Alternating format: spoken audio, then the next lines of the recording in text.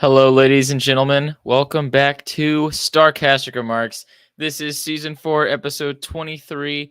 I'm Chris, joined by my brother James. We are the official Dallas Stars podcast of the Hockey Podcast Network. Be sure to use promo code THPN at DraftKings. They are our presenting sponsor. Welcome to the Wednesday night episode. James, how are you doing on this fine Wednesday evening? I'm doing wonderful. I actually had a little bit of internet problems tonight, so hopefully I never cut out. I shouldn't, but we'll hope for the best. I also got these cool LEDs now. So I was about to say, we got an updated setup for James. He just keeps getting all kinds of improvements this year. He got the mic, and now he's got some lights too. I got to get some of those for myself. It's getting better and better. Better and better. That's what we do here at Starcast Remarks. We're always improving. Always improving. Always. Okay. So tonight we got a good section of topics. I'm not going to give you a rundown like Ryan because I'm going to change things up. Ryan's not here. He is with wife. He's taking a little break because they need it. He's got a crazy time going on. But let's just get right into it. First thing we're going to talk about, if you see the title of the show, we're talking about penalties first. Mainly because they're at the forefront of our mind after the last game. We were very frustrated about that. Go check out our AGR for our very upset reactions, especially from me. But also because Stars have a weird relationship with penalties. It seems like we take more penalties and we play better. And when we take less penalties, we're playing worse. So really weird situation. And we also are the most penalized team in the league. So while having one of the best penalty kills. So really weird relationship between the Stars and penalties. James had some good thoughts to bring up. James, go ahead and hit us with some stuff. Okay. So I went and looked at the team stats for penalties drawn and taken. So we have taken 75 penalties, which is 10th in the league, right? And we have drawn 60 penalties, which is 26th in the league, right? And if you take 75 and you subtract it from 60, you get 15 penalties. So we're net down 15 penalties, which is the second worst in the league, only behind the Anaheim Ducks. Wow. Okay. By like a lot. The next person above us is -10. Yeah, and that doesn't even make sense for the style that this team plays. I mean, when you look at how the Stars play, you think that they should be drawing a lot of penalties, and a lot of our best players are doing that. I mean, Robertson draws a lot of penalties. Delangelo, who we've been raving about, has drawn a lot of penalties as well this offseason. I mean, do we have any ideas for why we're not drawing as many penalties as we should be? I honestly don't know, man. It's so frustrating to watch, though. Just the past like 4 games, I think we've only had like 7 power play opportunities, and we've scored on 4 of them. So, I mean, the Stars are just they're crazy with special teams right now. We're third in the league in both penalty kill and power play, and we can barely get on the power play even at that. Yeah, we're barely on the power play, and we're always on the penalty kill. So and it really does feel like we're getting the short end of the stick every single game we're playing. Because I mean, I've talked about this multiple times. Stats would say that we are too. Yeah, stats are agreeing with what I'm seeing. But like, it feels like everything that is even close to a penalty gets called on us, which I think is fairly true. Other people pointed out last game. Sure, we had a high stick early in the game that was missed. The calls that were missed on Tampa Bay were in critical moments of the game, and they had 3 full more power plays than we did. There's a big difference there. They missed some calls. Okay, but they got some that were not really penalties too. So they what I would call a give back call. Yeah. And the Stars how many times? Yeah, how many times did Tampa did a Stars player foul Tampa while they were trying to like break around them? I mean, we didn't have one hooking. I felt all game. Honestly, it was honestly from stick infractions level. It was pretty good from the Stars, especially from recent memory. Yeah, and it's not just last game. I mean, we talked about this over and over. It feels like it's every game. Everything that's close to a penalty is called on us, while nothing is called on the other team. Especially if you think about the other game that was probably what I'd say the second best game of the season behind last night's was to the Toronto game. I mean, we were really aggressive and we just didn't get a lot of power plays and we took a ton of penalties. It felt like every small stick infraction was called. We didn't get away with anything. So I'm hoping that law of averages will balance that out. And then just the next part of the season will just be getting away with everything. But I don't know. It's tough because it feels like we kind of have a reputation now. Like, oh, this team just takes a lot of penalties when it doesn't feel like we should. But yeah, we'll see how that progresses through the rest of the season. But we'll try and stay off of penalties. It'll be rough. On a similar topic, our special teams combined is probably the best in the league. I mean, you said it. Third best on the power play, third best on the penalty kill. Ever since Miro's been back, our power play has been fantastic. It's been unstoppable, and we're actually second in the league on power play now with last night. Oh, so wow. we actually jumped Edmonton last night. Jumped Edmonton. So second in the league on power play. Yeah, we jumped Edmonton. We're beating the guy who has McDavid and Draisaitl on the ice for 2 full minutes on the same power play unit. Yeah. Yeah, so that's nuts. Our special teams has been fantastic. That's part of the reason why the Stars have been in so many games. I mean, yeah, nuts. Let's just move on to the next thing I have in here. Well, go ahead. Just real quick with the special teams, that was my whole point in the Sharks game. I mean, if we even take like 3 more penalties, we probably win that game. Like, it was a 5-4 game. It was close, and there was not a lot of calls in it at all. I think there were 2 calls, and they were both in the third period. And that was it. So, and also, we haven't even talked about our shorthanded. We have to be in top 10 on shorthanded goals. Do you know where we're at on that? I don't know where we're at, but we have 4 now. We have 4 shorthanded goals. Yeah. So, they're always a threat. I mean, especially with Rope Hens, he's taking a lot of the shorthanded time, and he's always great on it. Glendening and Foxa have looked very dangerous every single time they've been on the penalty kill. If they get a chance to take a rush, they're taking it, and that's what I've loved about this new penalty kill. It's also just so aggressive. I mean, it is definitely large box aggressive. Get after the point guys, make them make a quick decision, and sometimes we get beat and it looks like a gorgeous goal, but that's what it's going to take for us to get beat. It's going to take some gorgeous passing, some perfect plays. That's fine. We'll give them that every single time. And in the past 2 games, we're +1 on the penalty kill, and we've taken 11 penalties in 2 games. Yeah. And it also feels like this season especially is different because we're not relying on our goaltenders on the penalty kill as much. I mean, last season, it was very much keep it centered. Don't give up the slot pass. Good luck, Otter. We'll see what he can do. Yeah, deal with the dude in front. And there was great highlight packages from it, but it just feels so much more effective right now on the penalty kill. It feels like he's being protected more. It feels like we're putting pressure on the other guys to make a play. And the whole special team is just fantastic. And while we're talking about fantastic, let's go on to the first line.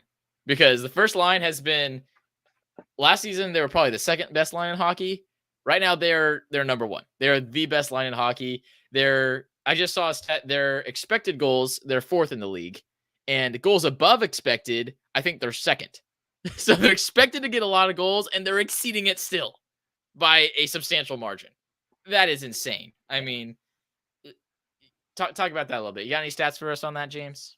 I mean, the line itself is insane. I mean, Hens and Robo already have over 20 points, and Pavelski isn't far from it. And the nice thing is that they come up in times when we need it. I mean, last night it was a tied 2-2 game. It felt like Tampa was starting to get back into it, and Robertson somehow sneaks through the middle of their whole team and snaps one into their net, makes it 3-2. It's those type of goals that they get that is so special about them. And also they're the whole reason why the power play is as good as it is. I mean, most of the time they are the ones to score on it.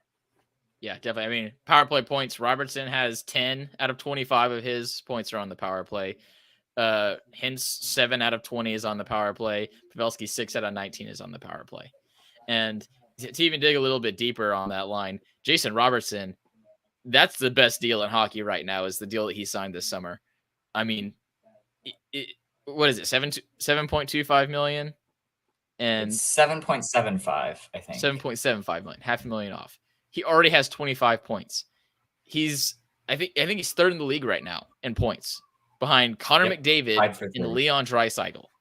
He's beating Nathan McKinnon, Sidney Crosby, Alexander Ovechkin. I think he's tied with Nathan McKinnon. No, he's tied with right now. Mikko Rantanen and Pasternak. but still, it doesn't take away from anything. He's the least paid player in the top 3 by a wide margin, probably. Well, maybe not Pasternak because he takes a pay cut, but still, he's been fantastic. And the fact that anyone at all, I mean, I would say it was 50-50 split on Twitter when he signed that deal. Some people were like, all right, this is an okay deal. And some people were like, man, he's way overpaid. 1 year and you're going to give him that much. And we knew on the podcast, we were like, that's an amazing deal. I mean, it really was. It's going to prove to be a great deal to come. Gives us room to sign Hintz soon too. Man, that could be the biggest signing that Nilla's made his entire time as GM for the Stars.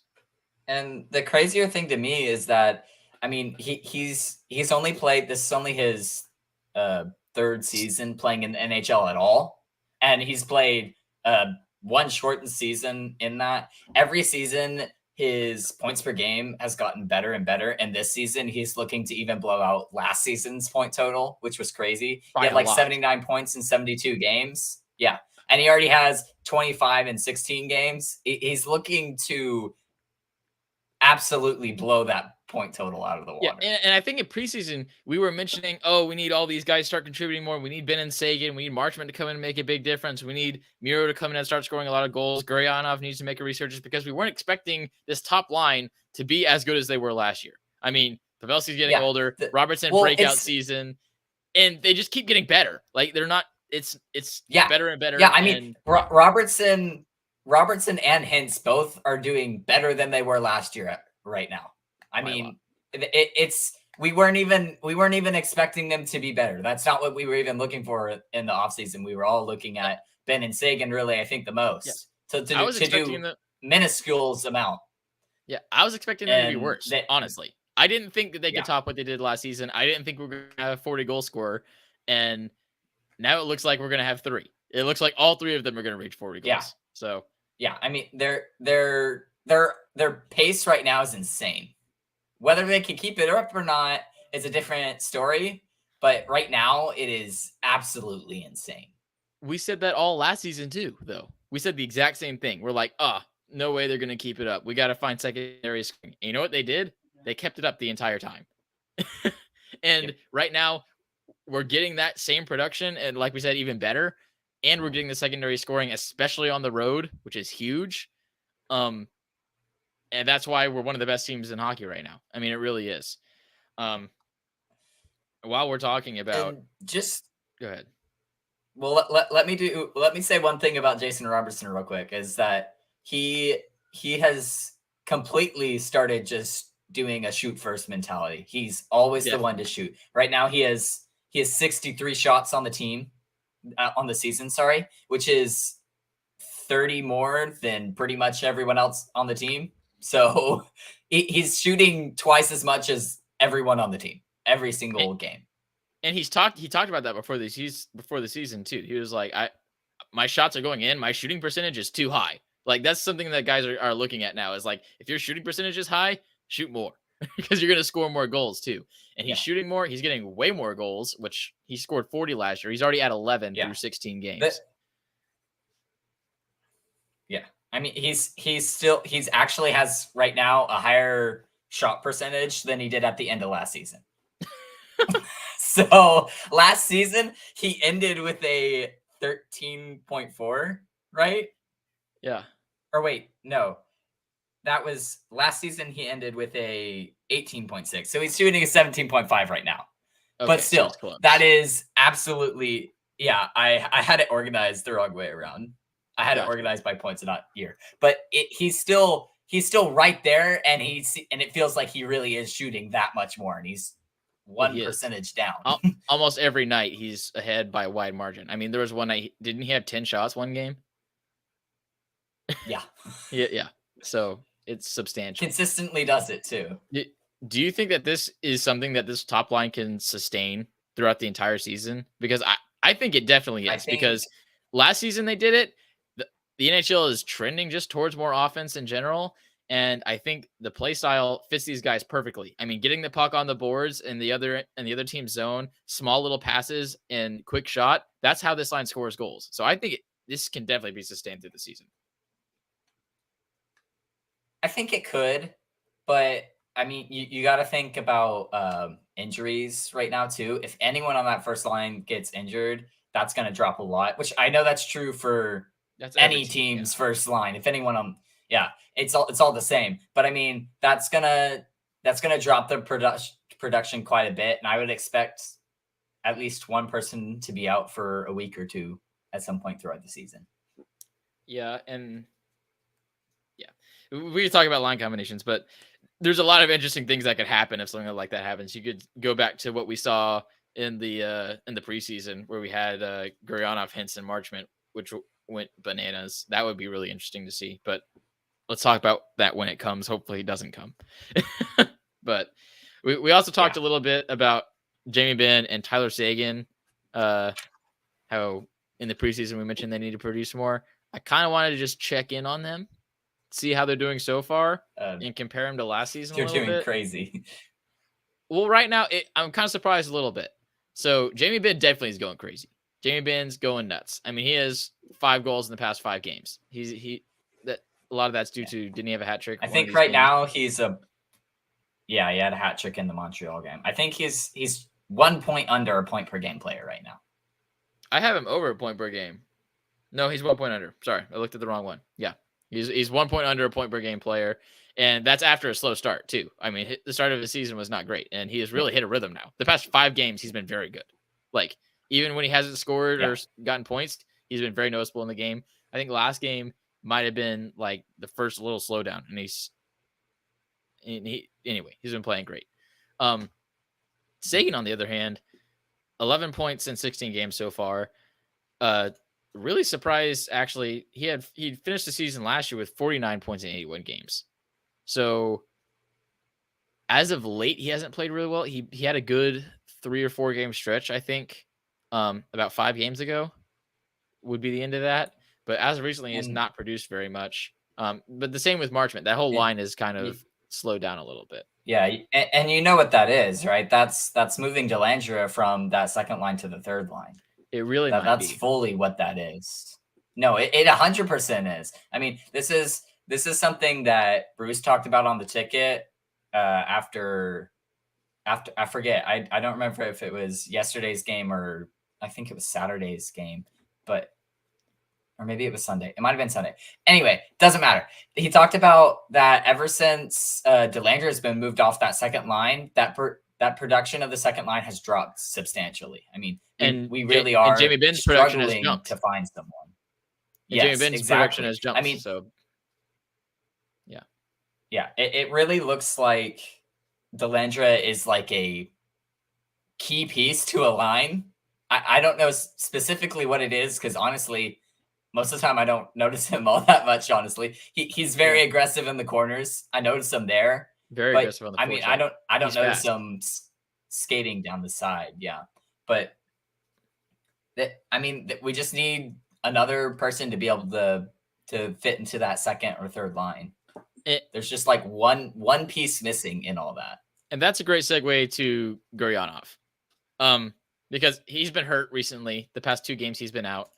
But we really need to talk about we talked about how this is his last chance, kind of. He's on a $3 million contract because that was what was required for his entry-level contract because of what he made in his previous contract. There's a lot of rules for that, whatever. He's making $3 million. He has 3 points in 12 games played so far. We talked about when he replaced Delangelo again on that second line, this whole second line did worse. Not just Gurionov. Everybody did worse on that line. When he moved down to the bin line, I feel like they played worse. So we've talked about it for 2 seasons now. Gurionov's got to figure something out. I mean, I don't know what it is exactly. It's definitely there's some defense on there. There's definitely some want to. I mean, there's times where you see Gurianov fly around the wings and just crash towards the net, that's when Gurianov is at his best. He's doing that and he's taking one-timers. That's what you need Gurianov to do. And it feels like he's just not doing that. Like, I don't know if it's just overthinking. He's just trying to play smart hockey when he needs to play Gurianov hockey. I mean, this is the last guy that we want No, to I try and win totally this cup. agree, man. We want him to leave the zone first, go skate up the ice, and make their defenders back off, try and get breakaways, try and crash the net, goalie bowl every once in a while if you lose an edge. Like, that's what he's for. He needs to be a wild stallion. Like, that's what I think of when I think of what Gurianov needs to be. And he's not doing it. I mean, he needs to find his niche in this team because he's the one guy who does not have a spot, it feels like. Yeah. No, that's 100% what it is. I mean, he's been lost for years from what it seems like. He had that 20 goal season that looked really good. And then since then, he really hasn't done anything. I mean, it's been honestly disappointing to see. Yeah. And it's so disappointing because he has those tools. I mean, he's a fast guy. He's large. He can win puck battles, and he has a massive shot. And he's not putting it together. And I really think it is. He just needs to let loose. That's my theory. Is he needs to let loose, stop caring so much, and try and score goals, and that's it. Don't care about the defense. Do your best, obviously. Play hard. Try and win puck battles in your own zone, but go play offense. Go score goals. That's what you're here for. So far, he has 1 goal, 2 assists.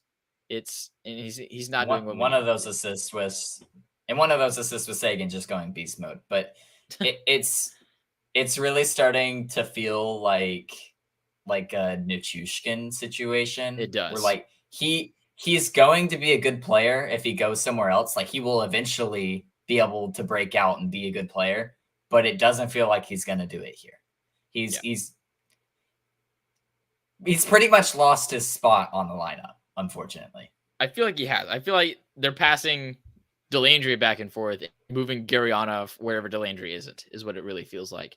And that's why I was really interested to see if Blumel would come up and just take his spot outright, which still may happen. I mean, he's played decently the first couple of games.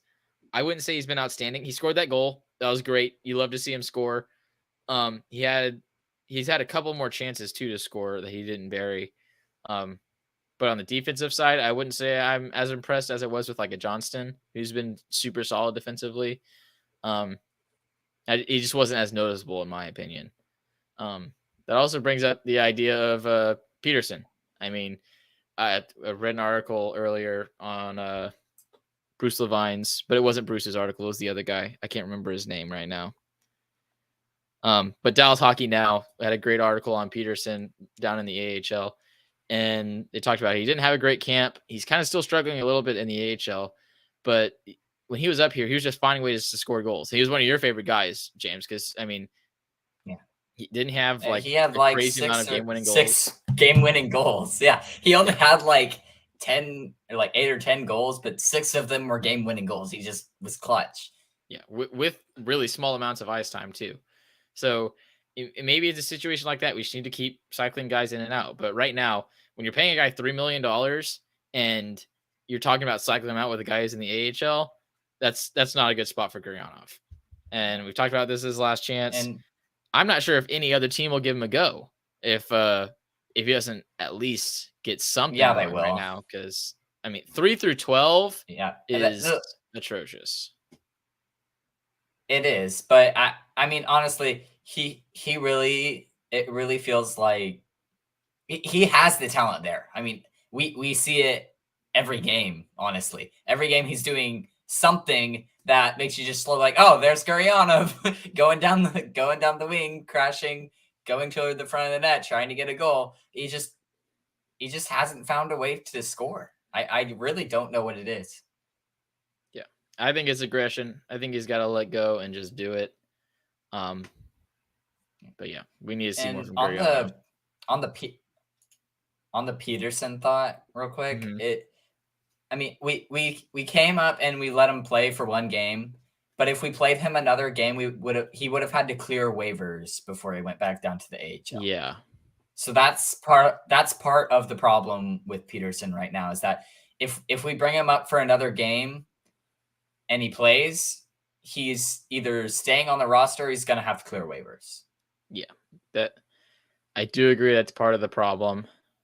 I just don't think he's responding well to what's happening in the AHL, and I don't think he ever played well in the AHL. I mean, he played his best when he was on the Stars, I feel like.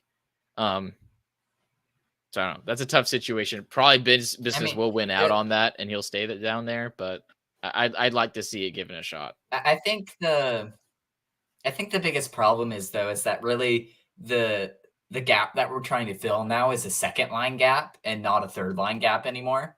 And I think Peterson could be a really good third liner. I don't see him playing in the top 6. I really don't. Yeah, I don't think that he doesn't have the skill to do it, honestly.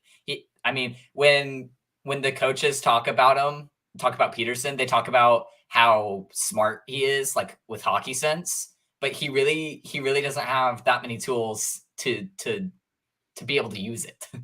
So yeah, that's a good question. So I pretty much agree. I think Delangelo is pretty solidly on that third line.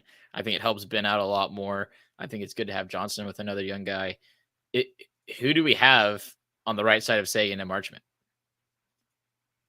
That's a really good question, because I don't think we have any. We want Guryanov there, and we want him to just fly down the ice.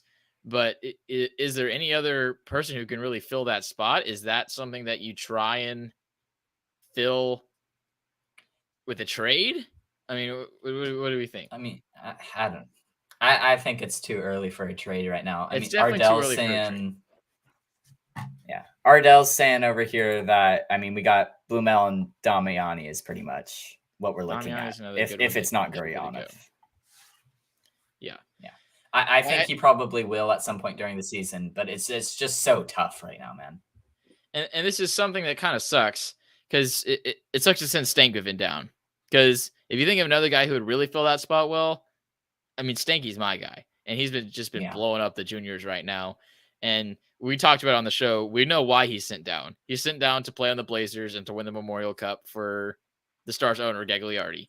Obviously, that was what was going to happen. It makes sense for him.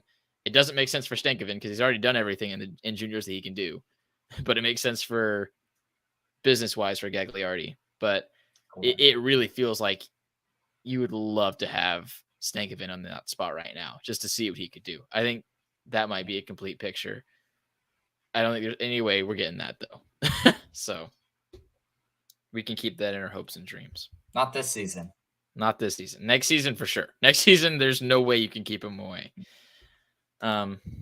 Yeah. So that's a big question going forward, and a good one to ask Ryan too. I think we need to figure out that second line right winger. Another player that I looked at and compared to last season a little bit was Miro Heiskanen. We talked a lot about in the offseason that Heiskanen needs to produce more. He needs to get more points. He needs to score more goals, not just get assists.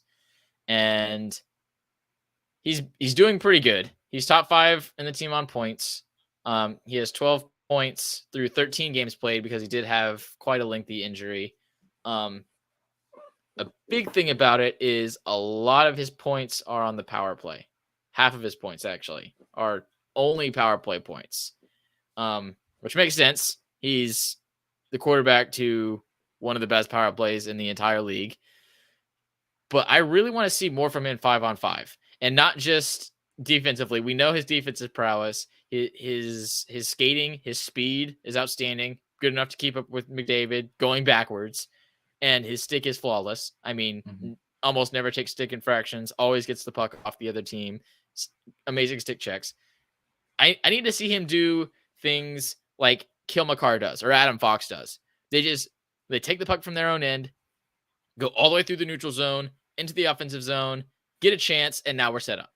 That's what I think we're really missing from Miro Heiskanen, is that really just taking over the play, stick handling through everybody, do it yourself. And I feel like he's holding back on that, really, because I feel like he's getting opportunities where he'll take it to the red line and then he'll pass off to a forward. And I really want to see more aggression from him, more selfishness. I want Miro to be selfish. I want him to hold the puck, go make a play yourself, because I really need to see more goals. 2 goals is not enough, honestly. For a guy who's our offensive defenseman in a league where defensemen can score a lot of points, obviously with Karlsson doing what he's doing, we need more. What do you think we can do for Miro to score more goals? I mean, he's at least on a whole lot better point pace than he was last year, which is good.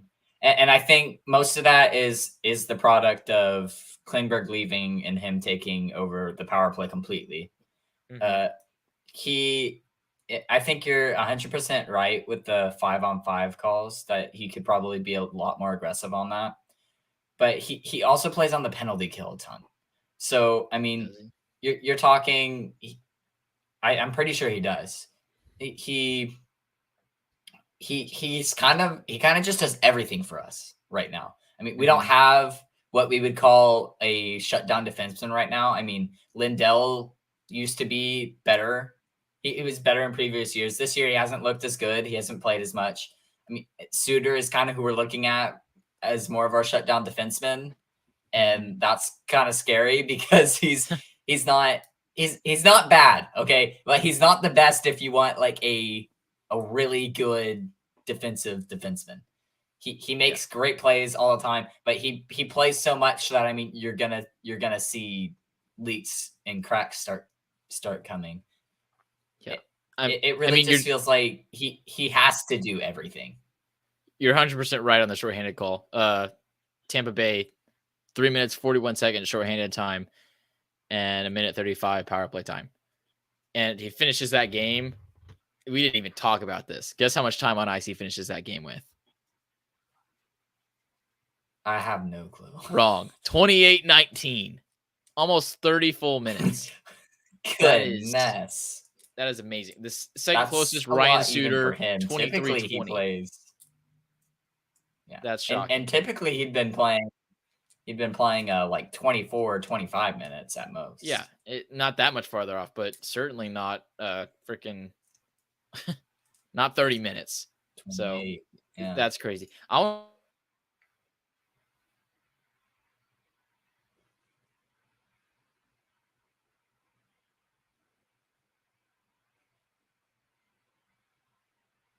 to look at oh, did we drop out?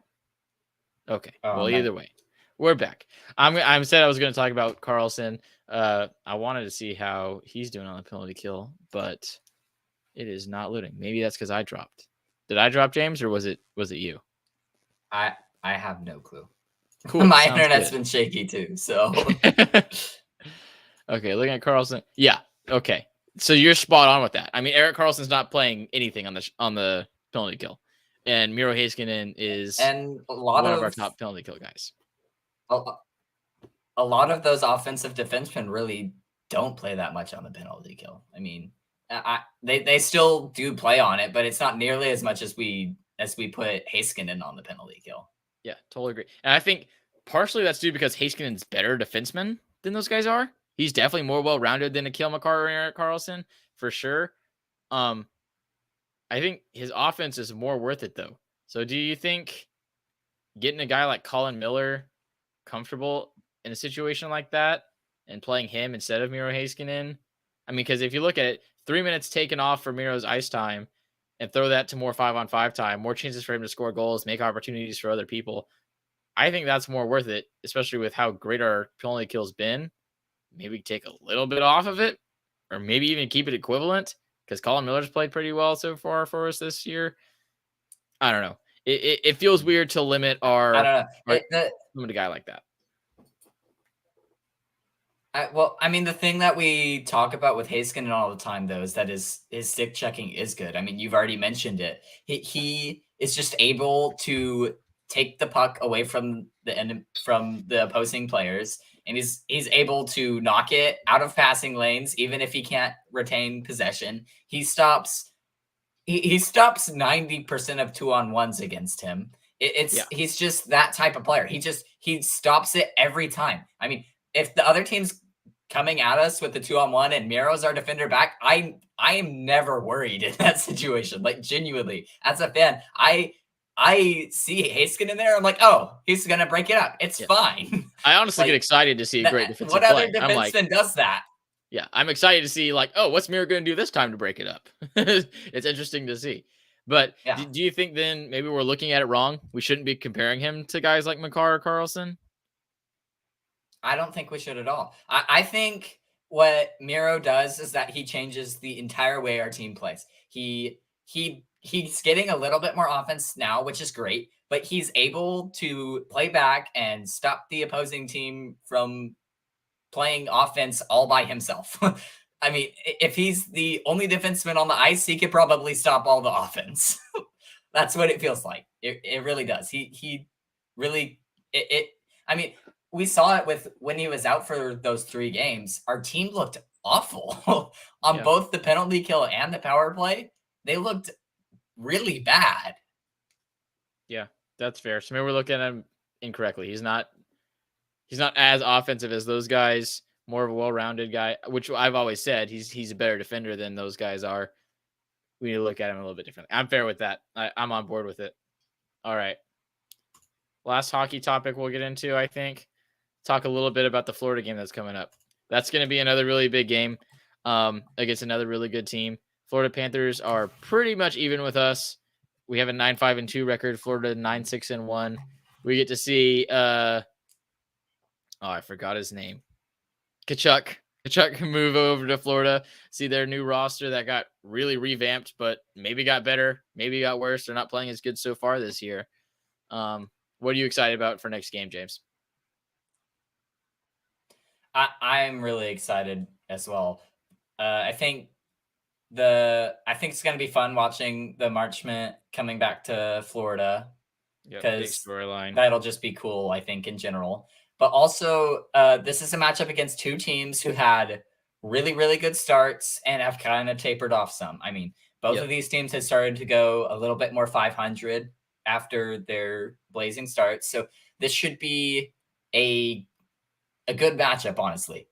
I mean, last game against Tampa, that was Tampa coming off of a slow start and starting to pick back up, and that was a great game. And this should be another great game. I mean, we really can hang with these top teams now, and I'm even more excited than I was before to watch these top tier matchups. Yeah, last 10 game record for both teams. Dallas Stars are 5-4-1 in the last 10 games. Panthers are 5-5-0 in the last 10 games. That 5-4-1. Yeah, so I nailed it. Yeah, you nailed it. I didn't even look at the past 10 games. I thought you were, honestly. But those losses from the Stars in the past 10 games, mostly due to Miro Heiskanen being out. I firmly believe that. Because you and Otter on that one too. They sucked when Miro was not on the team. Another big thing, Ottinger has not looked he hasn't looked as good as he did in the beginning of the season since his injury. He's allowed 5 goals in 2 of the past 3 games. Not good at all, obviously. We'll see if he can come back and take over games like he did in the beginning of the season. He's still, even with, like I said, 5 goals in the past 2 games, save percentage, 929, goals against average, 212. He's still top tier on those lists. His record is 6-2-1. Going up against Bobrovsky. Go ahead. And I really feel like in that first game against the Sharks, that really felt like he was shaky and he was coming back from not being out for 2 weeks. That's what it felt like. Which is fair. That's essentially what it was. In the Philly game, he looked great.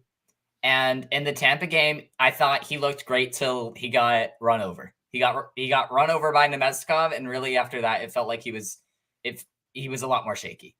So yeah, definitely. I don't know. Normally, I don't think he would get rattled by that, but with him coming back from an injury, that might have rattled him. Yeah, and it's still not like we're not even saying that Ottinger was playing bad in those games either, because there's not a goal that I would say, oh, he's got to have that one. But Ottinger makes big saves when we need him. That's what he does. He wins games for us. And the past 3 games, it has felt like we're kind of putting him on the train instead of he's putting us on the train. So we got to kind of get back to him putting us on the train. That would be very nice. He's going up against Bobrovsky. More than likely, I haven't heard actually. More than likely going up against Bobrovsky. He's had a tough start to the season. 905 save percentage, 314 goals against. Really, was he injured at some point during this season? Because he's really been splitting time with Knight. Do you know? I'm not 100% sure on that. I know he had a not great start to the season, so Knight was taking some of them. I don't know why. Okay, so that might even be a battle thing going on. Interesting. But either way, both Knight, we'll go ahead and say Knight stats too, since we don't know what's going on. Knight has a 922 save percentage, 231 goals against average. Definitely been the better of the two goalies so far. We'll see if he keeps taking those from him. But yeah, really looking forward to Ottinger stepping up more. It's going to be an offensive onslaught again. I wouldn't be surprised if we saw 9 goals again, honestly, between these two teams. That's something that I could see that's a lot more likely. What I really want to see is the Stars getting on the power play more, for sure. And they deserve that after the few games we've had. This game specifically, we need to make them play special teams the entire game.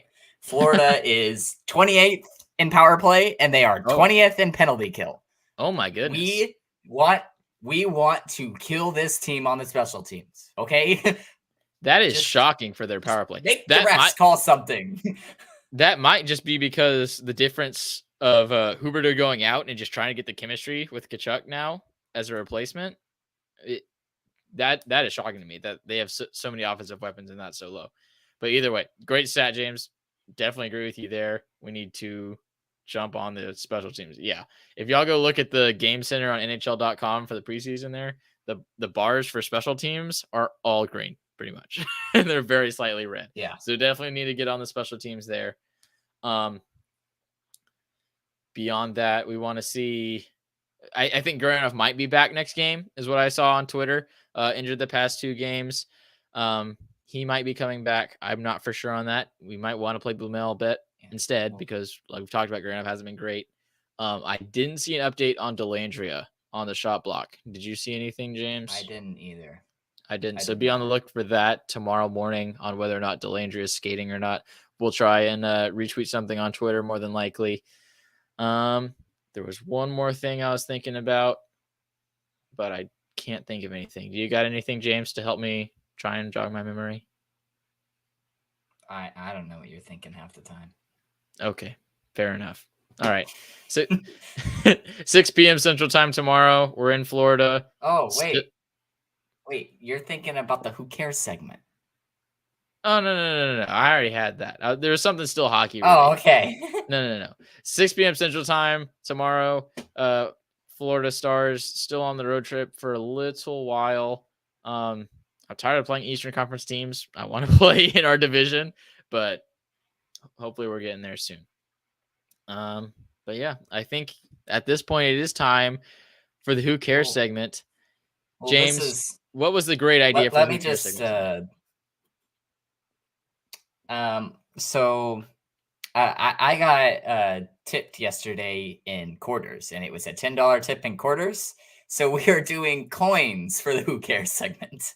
Coins. Top 3 coins, in fact. Top 3 coins. Top 3 coins. Okay. Well, without further ado, let's get straight into it. James, what is your number 3rd coin? My number 3rd coin is the $50 coin. Oh my gosh, it's the 50-cent coin. It is enormous. You never see them anymore. That's my 3rd coin too. Big.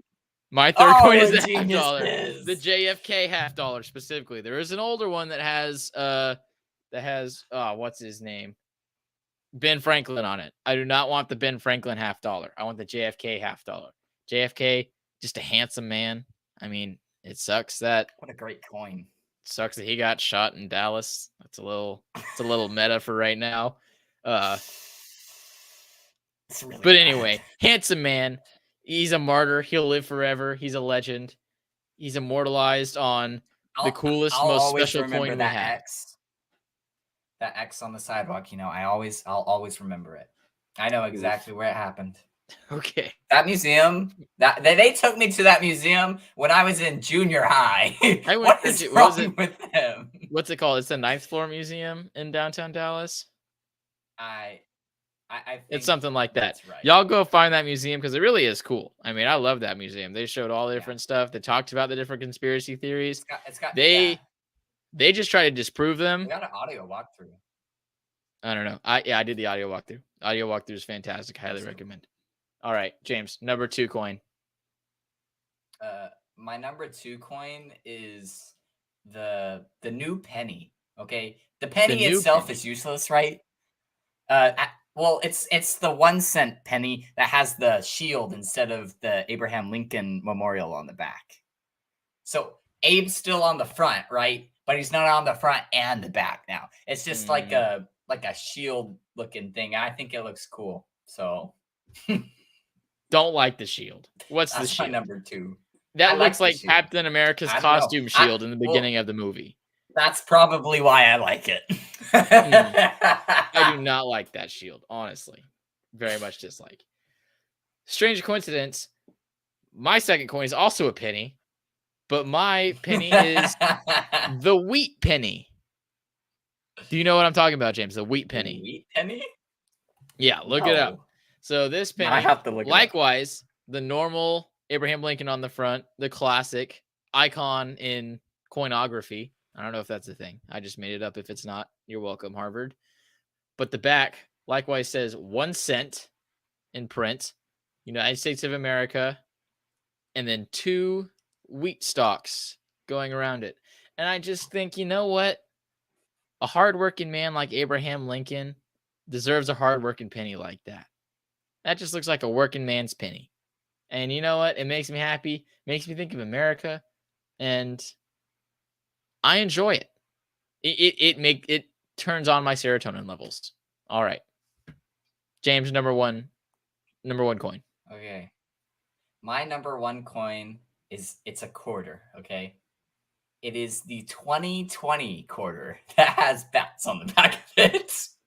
Oh, have you seen this quarter? Yeah, I've seen the quarter. It came out in 2020. It has bats on the back of it. It is already pre-decided. So this is like some crazy fate going on. But there are bats on the back of the 2020 quarter, and I will always remember seeing that quarter and just laughing at the top of my lungs. And it's for that American. was the funniest thing ever. It's for American Samoa National Park, and it's just 2 bats. If you don't get the coronavirus, a lot of people think it came from the bat, from someone eating some bat soup. And whether it did or not doesn't even matter, okay? But the fact that people think that it did and then the quarter was a bat, that is hilarious. Also, the quarter just looks cool. There's a conspiracy theory there from somewhere. Somebody make one. Someone make a conspiracy theory, please. I would appreciate it. All right. My number 1 coin, the actual best coin, is going to be the Sacagawea gold dollar. You need to look it up. Look up the Sacagawea gold dollar. This one is a little bit smaller than a quarter. Solid gold. I mean, it might not be solid gold. I have no idea. But solid gold. Has Sacagawea on the front. Just looking lovely. I mean, where would California be without her? We don't know. We wouldn't know what it was. We wouldn't know California existed without Sacagawea. That's a fact. Don't quote me on it. The back, very cool, has a flying eagle. Not just the quarter eagle, which is a cool eagle, I'll actually say. Honorary mention, the classic quarter with the eagle on the back. Iconic. But this eagle is majestic. Majestic flying eagle looking for a hunt. Fantastic coin. Also, just one more side thing. The ridges on it. The ridge on the side, it's more raised than most coins. And I don't know. It just feels nice. It feels good. Makes me happy. Well, I'm gonna say we tied on that one. Yeah, this is tough when we don't have a third party. There's no third party to the side here. We'll say we tied. We'll leave it up to the comments. Please comment below which coin list is better. And let us know what you want us to do next time for the Who Cares segment. Anything else you want to mention tonight, James? Nope. Okay. Thanks for the long, awkward pause. So we'll be back with you tomorrow night. Remember, the game is at 6. We'll start probably around 8:30 or 9. Who knows? Check our socials. Use that promo code THPN at DraftKings. I'll give you free little goodies from them. Let them know that we sent you there. Visit our store, shopstarcasterremarks.com. Is that what it is? Something like that. Yeah, we don't know. It's Ryan's thing. It's something like that. Look it up. Go to our socials. You'll find it there. Ryan will be back with us tomorrow. We'll see you then. Until now, I'm Chris. He's James. And I guess we'll catch you on the flip side. See ya.